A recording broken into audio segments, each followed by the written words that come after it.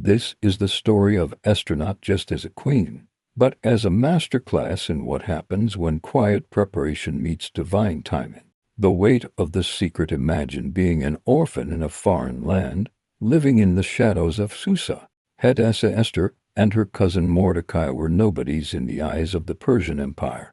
When the decree went out to gather the most beautiful women for the king, Mordecai didn't just see a beauty pageant. He saw a divine strategic move. He gave her a difficult command: do not reveal your identity. For months, Esther lived a double life. She didn't rely on the perfumes and jewels provided by the palace. She relied on the favor of God that rested on her like an invisible cloak. While other women clamored for more jewelry to impress the king, Esther took only what was advised. She was humble, she was disciplined, and she was ready. The moment of impact. When Esther was finally crowned queen, the favor didn't lead to a life of comfort, it led to a life of crisis.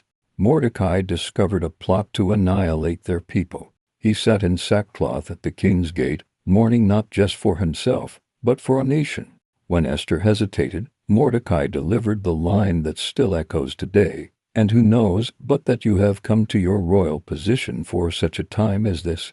Esther realized that favor isn't a gift for the individual. It's a weapon for the collective. She stopped being the victim of her circumstances and became a strategist for her God. She called for a fast. She risked her life, famously declaring, "If I perish, I perish."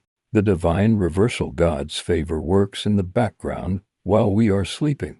One night, the king couldn't sleep. He asked for the Chronicles of the Kingdom to be read, the ancient equivalent of a late-night scroll through history. He happened to read about how Mordecai had saved his life years prior.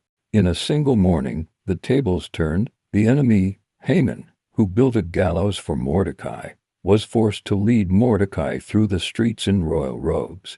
The victory. Esther's courage exposed the plot, saving an entire race from extinction. The legacy. Mordecai was promoted to the king's right hand, and Esther's name became synonymous with bravery. The takeaway for you: Esther and Mordecai prove that God does not need a majority to win, he only needs a willing heart. Favor isn't about everything going perfectly, it's about God's presence making you effective even when the odds are stacked against you. You might feel like an orphan in your industry or a foreigner in your field, but your such a time as this moment is usually hidden right behind your biggest fear.